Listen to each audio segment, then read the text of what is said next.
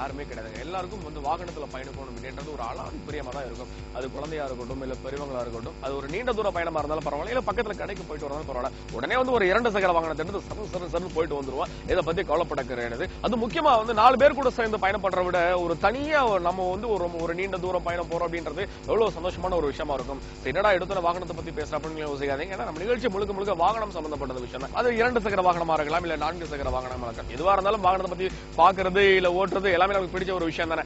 எல்லாரும் இந்த வாகனத்தை பத்தி பராமரிக்கிறோம், பயன்படுத்திட்டு இருக்கோம். ஆனா அதோட வரலாறு அப்படின்றது யாருக்கும் சரியா தெரியல. சரி, நான் சில விஷயங்கள் உங்களுக்காக வந்து நான் சேகரிச்சிருக்கேன், அதை உங்கள்கிட்ட சொல்லலாம் அப்படின்னு எனக்கு ஒரு மிகப்பெரிய ஒரு ஆசை. இந்த 2 சக்கர வாகனம் அப்படின்றது முதல்ல உலகத்துக்கு அது ஒரு முழுமையா அறிமுகமான ஆண்டுன்னு பார்க்கும்போது 1867 இருந்து 1869 வருஷத்துக்கு இடைப்பட்ட காலத்துலதான் ஒரு முழுமையான 2 சக்கர வாகனம் நம்மளுக்கு கிடைச்சது. சார், அதை யார் கண்டுபிடிச்சா அப்படின்னு பார்த்தபோது சில்வஸ்டர் ரூபர் அப்படின்ற ஒருத்தர் தான் இந்த வாகனத்தை வடிவமைச்சிருக்காரு. அதுக்கு என்ன பேர் அவங்க ஆரம்பத்துல வச்சிருக்காங்க அப்படின்னா ரூபர் ஸ்டீம் வெலாசிபர்ட் அப்படின்ற பேர், அவரோட பேரே வந்து பிரத்யேகமா வச்சிருக்காங்க. சரி, இந்த வாகனத்துக்கும் இப்ப நம்ம பயன்படுத்துற வாகனத்துக்கும் என்ன ஒரு பெருசா வேறுபாடுன்னு பார்க்கும்போது, அப்ப இப்போ சக்கரங்கள் எல்லாமே வந்து சிந்தட்டிக் ரப்பர் அப்படின்ற ஒரு சக்கரங்களை பயன்படுத்திட்டு இருக்காங்க. அதாவது இலகுத்தன்மை இருக்கு இப்ப பயன்படுத்துற சக்கரங்கள். ஆனா அந்த காலத்துல வந்து முழுக்க ரப்பரால பயன்படுத்தப்பட்ட சக்கரங்கள் மட்டும் தான் அந்த வாகனத்துல பயன்படுத்திருக்காங்க. இரண்டுக்கும் என்ன வேறுபாடு அப்படின்றது நிச்சயம் உங்களுக்கே தெரிஞ்சிருக்கும். ஏன்னா இலகுத்தன்மை இல்லாட்டி நம்ம வாகனத்தை வந்து சரியா ஓட்ட முடியாது, அதுவும் குறைவான வேகத்துல தான் ஓட்ட முடியும். அதுவும் எந்த ஒரு சாலையிலும் அந்த மாதிரி வாகனங்களை ஓட்ட முடியாது அப்படின்றது தெரியும். எதுவா இருந்தாலும் உங்கள்கிட்ட தகவல் பர மாட்டேன், எனக்கு ரொம்ப சந்தோஷமா இருக்கு. சரி, அந்த வகையில் இந்த வாரம் நம்ம நிகழ்ச்சியில நம்ம 2 சக்கரம் பார்க்க போறோமா இல்ல 4 சக்கரம் பார்க்க போறோம் அப்படின்றது எனக்கு கொஞ்சம் ஆர்வமா தான் இருக்கு. என்ன அப்படின்னு தெரிஞ்சுக்கிறதுக்கு நிச்சயமா நிகழ்ச்சிக்கு தான் போகணும். தயாரா இருக்கீங்களா? ஆக போலாம்.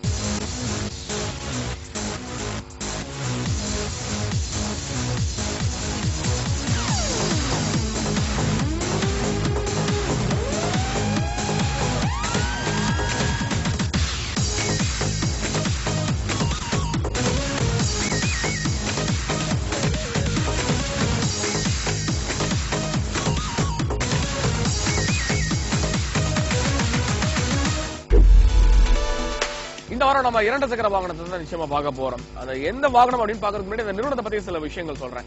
இப்ப நம்ம ஏதாவது ஒரு குக்கிராமத்துக்கு போனோம் அப்படின்னா அந்த நிறுவனம் சார்ந்த 2 சக்கர வாகனம் நிச்சயமா அவங்க வீட்டுல இருக்கும். அது வந்து அவங்க ஒரு மளிகை கடை வச்சிருக்கலாம், இல்ல வந்து அவங்க வந்து பால் வியாபாரம் பண்ணலாம், இல்ல எந்த ஒரு வியாபாரம் பண்ணாலும் இந்த வாகனம் அவங்களோட குடும்பத்துல ஒரு பிரதான இடம் பிடிச்சிருக்கும். என்ன கண்டுபிடிச்சிருக்கீங்களா? அதாங்க டிவிஎஸ். நிச்சயமா டிவிஎஸ் நிறுவனம் பல வகையான 2 சக்கர வாகனங்களை நம்மளுக்காக அறிமுகப்படுத்தினாலும் அந்த நிறுவனத்தோட ஒரு பிரத்யேகமான ஒரு வாகனம் அப்படின்னா டிவிஎஸ் 50 அப்படின்றது எல்லாத்துக்கும் ஞாபகம் இருக்கும். அதுக்கு டிவிஎஸ் எக்ஸல் இப்படி நிறைய வாகனங்கள் கொடுத்தாலும் இன்னும் அந்த வாகனங்களுக்கு இன்னும் நம்மளோட சந்தை மத்தியில ஒரு மறு மதிப்பீடு இருந்துட்டே இருக்கு. ஏன்னா அந்த அளவுக்கு ஒரு தரமான வாகனங்களை அந்த டிவிஎஸ் நிறுவனம் நம்மளுக்காக கொடுத்துட்டு இருந்திருக்கு. டிவிஎஸ் நிறுவனம் சமீபத்தில் பல வகையான வாகனங்களை அறிமுகப்படுத்தினாலும் இப்ப நம்ம பார்க்க போறது அப்படின்னு பார்க்கும்போது டிவிஎஸ் ஜூபிட்டர் அதாங்க.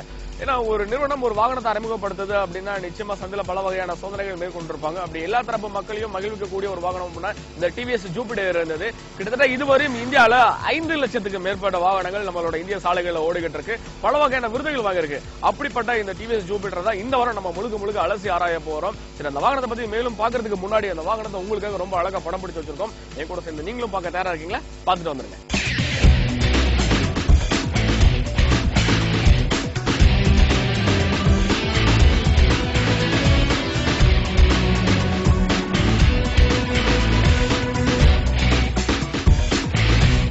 ஜூபிட்டர் வண்டி பாத்தீங்களா எவ்வளவு அழகா படம் பிடிச்சு வச்சிருக்கோம். சீரி பாஞ்சு போயிட்டு இருக்கல. சரி, இந்த வண்டியை பத்தி தான் இந்த வாரம் முழுக்க நம்ம அலைசி ஆராய போறோம். சரி, இந்த வண்டி நம்ம நிறைய சாலைகள்ல பாத்துப்போம். சரி, நம்ம வாங்கணும்னு ஒரு சின்ன ஆசை இருந்திருக்கும். ஆசைப்பட்டா மட்டும் பொதுமாச்சு அதுல என்னென்ன விஷயங்கள்லாம் இருக்கு நம்ம நேரடியா பாக்குறத விட இந்த நிகழ்ச்சி மூலமா நீங்க தெரிஞ்சுக்க போறீங்க. அதுக்காக நம்ம எங்க வந்திருக்கோம் அப்படின்னா நம்ம சென்னை அடையில இருக்கக்கூடிய ராம்கே டிவிஎஸ்க்கு வந்திருக்கோம். இந்த வண்டியை பத்தி நம்மளுக்கு முழுசா சொல்லிக் கொடுக்கறதுக்காக கத்துக் கொடுக்கறதுக்காக தமிழ்வாணன் கூட இருக்காரு. வணக்கம் தமிழ்வாணன், எப்படி இருக்கீங்க? சரி, இந்த வகையான வண்டிகள் நாங்க நிறைய சாலைகள்ல பாத்துருக்கோம். இந்த வண்டி வந்து யாருக்காக வந்து வடிவமைச்சிருக்காங்கன்னு நினைக்கிறீங்க? ஃபர்ஸ்ட் இது பைக்கோட நேம் வந்து பாத்தீங்கன்னா டிவிஎஸ் ஜூபிட்டர்.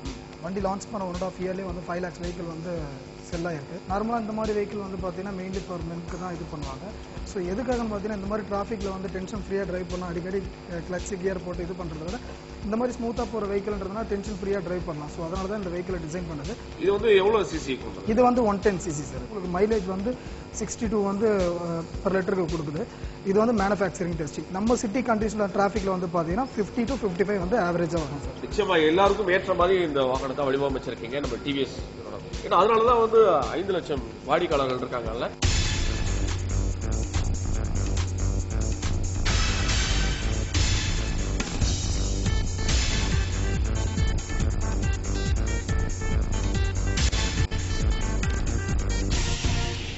இப்ப இப்ப நான் ஒரு வாடிக்கையாளரா வந்திருக்கேன் அப்படின்னா முதல்ல வந்து இந்த வாகனத்தை பத்தி எனக்கு எந்த இடத்துல வந்து எனக்கு சொல்லிக் கொடுப்பீங்க? இது வந்து ஹெட்லாம்ப் சார். முதல்ல முன்புறம் பார்க்க போறோம். ஆமா, இது ஹெட்லாம்ப் வந்து பாத்தீங்கன்னா ஹாலோஜன் பல்ப். ஸோ இதனால என்ன அட்வான்டேஜ்னு பார்த்தீங்கன்னா கம்மியான பேட்டரி வந்து பவர் எடுத்துக்கிட்டு ரிஃப்ளெக்ஷன் வந்து அதிகமாக கொடுக்கும். ஹைவேஸ் எல்லாம் போகும்போது உங்களுக்கு எதிர்க்க வண்டி வரதெல்லாம் கிளியராக தெரியும். ரெண்டாவது இதில் வந்து பார்த்தீங்கன்னா உங்களுக்கு இண்டிகேட்டர் வந்து பார்த்தீங்கன்னா ஆரஞ்சு கலர்ன்றதுனால ஸோ இதுலேயே வந்து பார்க்கிங் லைட் ஃபெசிலிட்டிஸும் இருக்குது. ஸோ இப்போ இன்கேஸ் வண்டியில் பெட்ரோல் இல்லை, ஹைவேஸில் நிற்கிறீங்க, அந்த மாதிரி டைமில் வந்து நீங்கள் பார்க்கிங் லைட் போட்டிங்கன்னா எதிர்க்க வர வண்டிக்கு ஈஸியாக ஐடென்டிஃபை பண்ண முடியும். ஸோ ஏன்னா இந்த மாதிரி 4 காரில் போடும்போது அது பெரிய ரிஃப்ளெக்ஷனாக தெரியும், எங்கேருந்து பார்த்தாலும் தெரியும். பட் இதில் இந்த வண்டியில் இந்த ஆரஞ்சு பல்ப்ன்றதுனால உங்களுக்கு கிளியராக வந்து தெரியறதுக்கான சான்சஸ் அதிகம். வண்டி நிக்குது அப்படின்னா மற்றவங்களுக்கு ஒரு எடுத்துக்காட்டுற மாதிரி ஒரு விளக்குகள் இருக்கு. ஆமாம், இது வந்து உங்களுக்கு 12 inches alloy wheel. So alloy wheel அப்படின்றது வந்து பார்த்தீங்கன்னா உங்களுக்கு வீல் வந்து ரொம்ப நாள் இருக்கும், ஸ்ட்ரென்த்தாக இருக்கும். ஸோ எதனா வந்து ஈஸியாக வந்து ரஸ்ட் ஆகாது அலுமினியம் அலாய் வீல்ன்றதுனால. ரெண்டாவது இதோட major advantage 12 inches alloy wheel அப்படின்னும் போது நீங்கள் ரோட்டில் வந்து இப்போ மண்ணில் போகும்போது சின்ன வீலாக இருந்ததுன்னா ஸ்கிட் ஆகிறதுக்கான சான்சஸ் அதிகம். ஸ்கிட் ஆகாமல் இருக்கிறதுக்கு தான் வந்து 12 inches alloy wheel with tubeless டயரோட இருக்கும். ஷாக் அப்சர்வர் வந்து பார்த்தீங்கன்னா உங்களுக்கு கேஸ் ஃபில்டர் சார் உங்களுக்கு. ஸோ இதனால என்ன அட்வான்டேஜ்னா ஒரு சின்ன பள்ளத்தில் விடும்போது ஒரு சஸ்பென்ஷனும், நீங்கள் பெரிய பெரிய பெரிய பள்ளம் ஸ்பீட் பிரேக்கரில் ஏறும்போது ஒரு சஸ்பென்ஷனும் கிடைக்கும் உங்களுக்கு.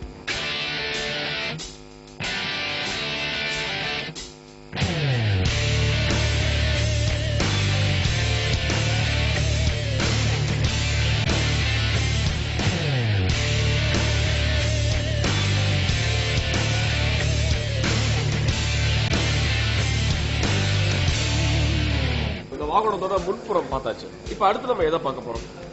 அடுத்து நம்ம பார்க்க போகிறது வந்து வெஹிக்கிளோட பிளாட்ஃபார்ம் ஸ்பேஸ். இந்த லெக் ஸ்பேஸ் வந்து பார்த்தீங்கன்னா 375 mm. ஸோ இதனால என்ன அட்வான்டேஜ்னா நார்மல் ஹைட்டாக இருக்கிறவங்களோட இன்னும் ஹைட்டாக இருக்கிறவங்க கூட வந்து பார்த்தீங்கன்னா ஈஸியாக உட்காரலாம். நான் ஒரு சராசரி உயரமான ஒரு மனிதன் தான். உட்காரும் போது இந்த ஒரு கம்ஃபர்ட், ஒரு சுகமான ஒரு விஷயமா தெரியுது. கால் வந்து இடிக்கிறது கிடையாது. ஹேண்ட்பார் திருப்பும் போது எந்த ஒரு பிரச்சனை ஈஸியாக இருக்கும். ஏன்னா இந்த மாதிரி ஒரு சிறிய ரக வண்டி நம்ம ஓட்டுறோம் அப்படின்னா இந்த மாதிரி ஒரு ஹேண்டில் பார், இந்த திசை திருப்பி வந்து நம்ம காலில் வந்து இடிக்க கூடாது. ஏன்னா ஒரு சிறிய குறுகலான சாலையில போறோம் அப்படின்னு வளைக்கும் போது எந்த ஒரு பிரச்சனையும் இல்லாம வளைக்கிறதுக்காக தான் ஒரு சரியான 375 mm சொல்லியிருக்கீங்கல்ல, சரியா தான் இருக்கு. இந்த வைக்கும் போதும் சரி, முன்னாடி பொருட்களும் வச்சுக்கலாம். ஆமா சார், இங்கே உங்களுக்கு ஹூக் வரும். இங்க வருது. ஆமா, இந்த ஹூக்ல நீங்க மேக்ஸிமம் 3 kgs வரைக்கும் வந்து பாத்தீங்கன்னா வெயிட் நீங்க வச்சுக்கலாம். அகைன் இங்க ஒரு ஹூக் கீழ ஒன்னு கொடுத்துருக்கீங்க. அங்கேயே நம்ம பொருட்கள் வச்சுக்கலாம், இங்கேயும் வச்சுக்கலாம். ஸோ அதுக்காக தான் இந்த அளவு உங்களுக்கு ஒயிட் பிளாட்ஃபார்ம் கொடுத்துருக்காங்க.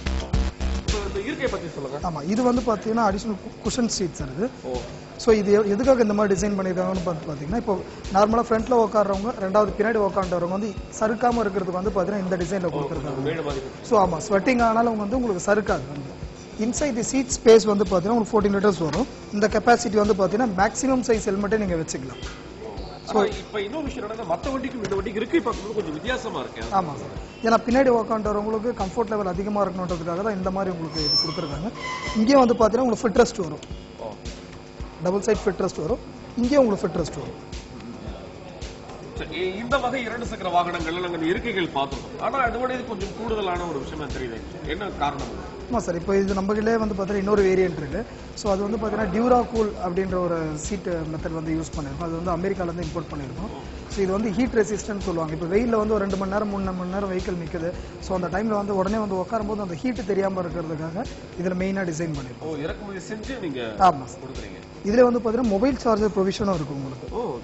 ஆமாம், வந்து வெளியே வரும், இப்போ வந்து உள்ள கொடுத்துருக்காங்க ஒரு பாதுகாப்பு. ஆமா, நம்ம மாடல்ல வந்து பாத்தீங்கன்னா இப்போ மற்ற மாடல்ஸ்ல வந்து அவுட் சைட்ல கொடுத்துருந்தோம். இந்த வெஹிக்கிள் வந்து பாத்தீங்கன்னா இன்சைட் தி சீட் உங்களுக்கு கொடுத்துருக்கோம்.